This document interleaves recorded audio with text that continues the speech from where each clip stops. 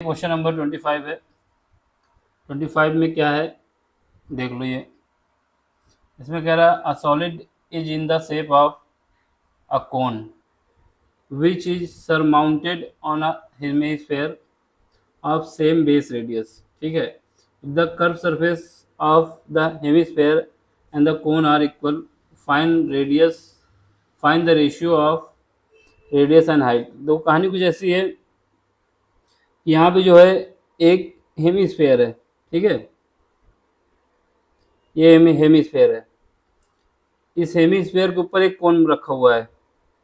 क्या रखा हुआ है? कोन। तो इसके यहाँ से एक कोन रखा हुआ है।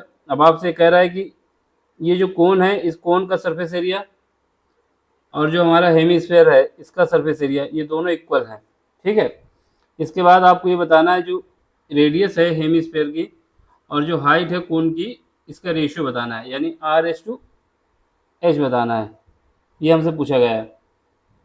कहानी क्या है बस ये याद रखना, ये लाइन बहुत इंपॉर्टेंट है। इसमें लिखा हुआ है if the curve surface of the hemisphere and the cone are equal, दोनों का एरिया जो है कर्व सरफेस का वो इक्वल है। हिंदी वाले देख लें, हिंदी में क्या है। इसमें कह रहा है कि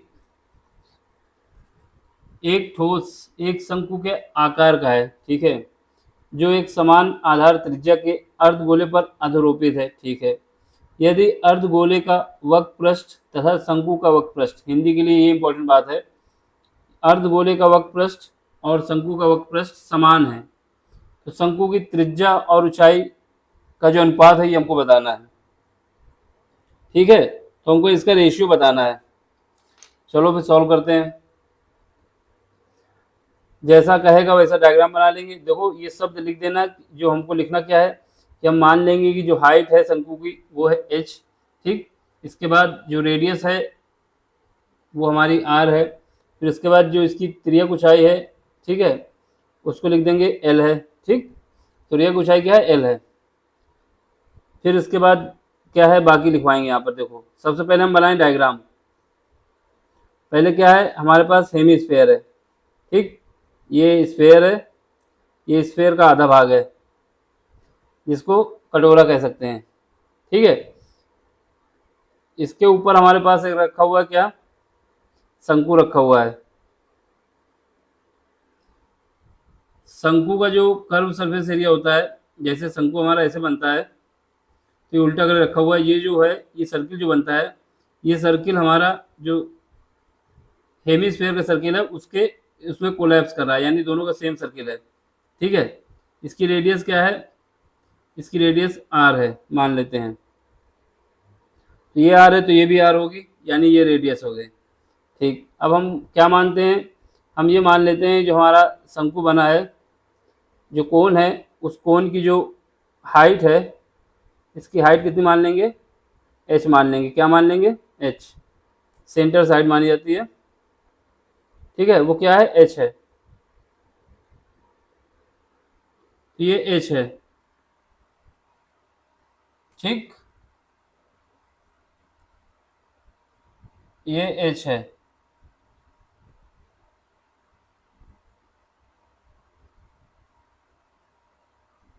ठीक है, इसके बाद इसकी जो l है लेंथ, इसको ग्रीन से दिखा देते हैं। वो ये जो लेंथ है इस कर्व सरफेस एरिया की, ये जो लेंथ है, ये इसकी जो लेंथ है ये l है। ठीक है, अब हम क्या बताएंगे यहाँ पर कि जो हमने शंकु है उसका सेंटर क्या है? O है सर्किल का, और जो हेमिस्फेयर जो शंकु है उसका सर्किल वाले पार्ट का। ठीक है, इसके बाद इसकी टॉप की A मान लेंगे, यहाँ पर B मान लेंगे, यहाँ पे C मान लेंगे। हमसे जो क्वेश्चन में बोला है, अकॉर्डिंग टू क्वेश्चन ये बोला गया है जो कर्व सरफेस एरिया है वो किसका? कर्व सरफेस एरिया कोन का और कर्व सरफेस एरिया हेमिस्फेयर का, दोनों इक्वल है। यानी AC कहेंगे कर्व सरफेस एरिया कोन का, curve surface area of cone. ठीक, ये किसके इक्वल है? ये कितना होता है? ये होता है पाई आर एल। एल क्या होती है? तिर्यक लेंथ, स्मॉल एल होता है। ठीक है, ये क्या, ये हो गया एक। और कर्व जो एएस है, एएस क्या है, हेमीस्फेयर का कर्व सरफेस एरिया है। क्या है, हेमीस्फेयर, हेमीस्फेयर का कर्व सरफेस एरिया। ठीक है, ये क्या होता है, हेमीस्फेयर का जो कर्व सरफेस एरिया होता है 2 पाई r² होता है। ठीक है, रेडियस होती है। हमसे क्वेश्चन ने ये बोला है, according to question, according to question, question ने ये बोला हमसे कि दोनों का जो कर्व सरफेस एरिया है ये क्या है, इक्वल है, यानी ए सी बराबर है ए एस के। ये हमसे क्वेश्चन ने बोल दिया है। ठीक है, इसी कॉन्सेप्ट को यूज करना है। जब दोनों को यूज करोगे तो क्या आएगा, यहाँ से हमारे पास 2 पाई r² इज इक्वल टू आ जाएगा πr/l। ठीक है, स्मॉल एल बना लेते हैं। अब यहाँ से क्या करोगे, यहाँ से जब काटेंगे तो यहाँ से काटने से पाई से पाई कट जाएगा, सॉरी आर से एक आर कट जाएगा। ठीक है, और यहाँ पर हमारे पास बचेगा 2r इज इक्वल टू आ जाएगा l। अब बात आई l कैसे निकाला जाए। ठीक, l निकालने के लिए क्या करोगे, l निकालने के लिए इन ट्राइंगल, कौन सा ट्राइंगल यूज करेंगे, इन ट्राइंगल, ट्राइंगल कौन सा यूज करें, देख लो ए ओ सी, कौन सा ट्राइंगल है, ये वाला ट्राइंगल, ये ए ओ सी। ठीक है, यहाँ पर ये क्या है, ये 90 डिग्री पे होता है। ठीक, तो इसमें हम लगाएंगे पाइथागोरस थ्योरम। कौन सी, Pythagoras theorem, using Pythagoras theorem. क्या यूज करेंगे, पाइथागोरस थ्योरम का यूज करेंगे। तो यहाँ पे क्या आ जाएगा हमारे पास, A C square is equal to आ जाएगा, A C square is equal to आ जाएगा O C square plus O A square. क्या आ जाएगा, O C square plus O A square. A C बराबर आएगा, ए सी बराबर आ जाएगा। ठीक है, यहाँ पर एल स्क्वायर आ जाएगा, एल, ओ सी क्या है, ओ सी की लेंथ कितनी है, ये रेडियस जो है यही हमारा ओ सी है, आर। ठीक है, ये हमारे आर रेडियस है।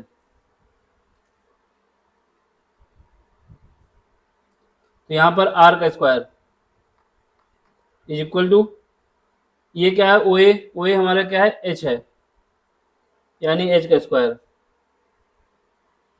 तो हमारे पास आ जाएगा L square is equal to आ जाएगा R square plus H square. यहाँ से एल बराबर हम क्या कर सकते हैं, under root R square plus H square. ठीक है, अब यही वैल्यू हम रख देंगे इसमें, इसको इक्वेशन नंबर का क्या मान लेते हैं, फर्स्ट। इन इक्वेशन फर्स्ट,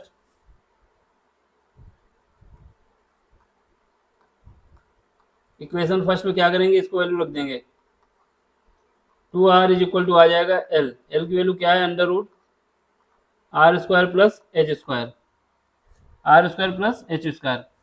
दोनों तरफ स्क्वायर रूट ले लेंगे, square root both side, squaring both side. जब दोनों तरफ स्क्वायर कर देंगे तो क्या होगा, यहाँ से हमारे पास आ जाएगा 4r² इज इक्वल टू आ जाएगा R square plus H square. ठीक है, जब इसको अरेंज करेंगे तो यहाँ पर आर स्क्वायर, ये आर प्लस का यहाँ आएगा, माइनस हो जाएगा, यहाँ पर 3r बचेगा, एच स्क्वायर।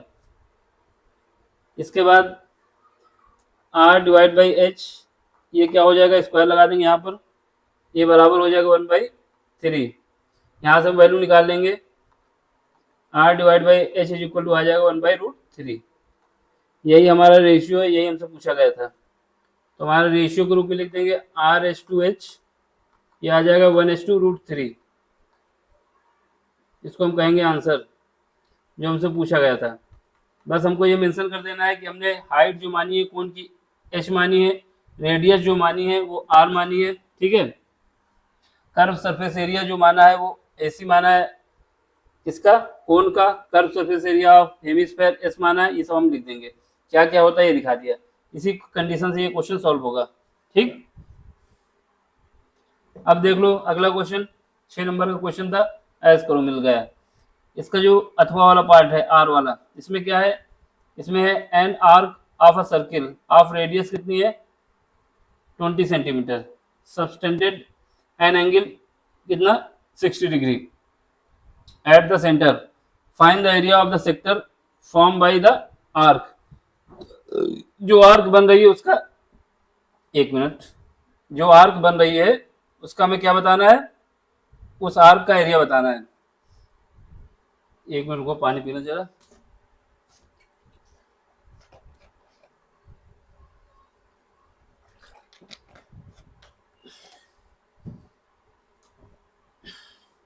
अब यहाँ पे देखो 25 में, इसमें क्या है 21 सेंटीमीटर त्रिज्या वाले एक वृत्त का चाप केंद्र पर 60 डिग्री का कोण आंतरित करता है। ठीक है, चाप द्वारा बनाए गए त्रिखंड का क्षेत्रफल बताना है। अभी वाले क्वेश्चन में देखो क्या डायग्राम बनेगा। क्वेश्चन नंबर 25 है। 25 का कौन सा पार्ट है, 25 का है, 25 का जो क्वेश्चन नंबर है उसका ये पार्ट है हमारे पास, आर वाला जो क्वेश्चन है अथवा वाला वो। इसमें क्या है देखो, इसमें ये हमारे पास सर्किल है, ठीक है। इस सर्किल से एक त्रिखंड कट रहा है जो कि एंगल कितना बना रहा है 60 डिग्री, कितना बना रहा है 60 डिग्री। ठीक, इसका सेंटर कितना है ओ है, रेडियस क्या दी गई है 21 सेंटीमीटर, 21 सेंटीमीटर, रेडियस कितनी है 21 सेंटीमीटर, ये हमारे पास 21 सेंटीमीटर। अब हमसे कह रहा है कि आपको इसका एरिया बताना है। किसका एरिया बताना है, ये जो हमारा कर्व शेप बन के आ गया है, ये जो एरिया बना है ये वाला पार्ट, इस पूरे पार्ट का हमको एरिया बताना है। इसका इस कर्व सरफेस का एरिया बताना है हमको, केवल इतने पार्ट का, ठीक है, ज़्यादा का नहीं, इतने का बताना है। तो इसको कैसे सॉल्व करेंगे, देखो जब भी अगर रेडियस दी गई है आपको, अगर हमारा सर्किल की बात की जाए तो कितना एरिया होता है सर्किल का, एरिया ऑफ सर्किल जो होता है, सर्किल का एरिया होता है pi R square. Pi R square कब मिलता है, कब मिलता है, जब सर्किल ऐसे स्टार्ट होता है, ऐसे जाता है, ऐसे जाता है, ऐसे जाता है, ऐसे पूरा बना लेता है। ठीक है, यानी ये सर्किल जब पूरा घूमता है तब इसका एरिया बनता है कितना, पाई आर स्क्वायर। पूरे घूमने में कितना घूम गया 360 डिग्री, 360 डिग्री घूमने में उसका एंगल कितना बना पाई आर स्क्वायर। इसलिए 1 डिग्री घूमने में कितना एंगल बनेगा, pi R square divide by 360 degree. ठीक है, अब हमको निकालना किसके लिए है, 60 डिग्री के लिए। तो 60 से मल्टीप्लाई कर दो दोनों तरफ, तो यहाँ पे क्या आ जाएगा pi R square divide by 360 degree into 60 degree. तो ये आ जाएगा हमारा एरिया किसका, जब हमारा सर्किल जो है कितना घूम गया है,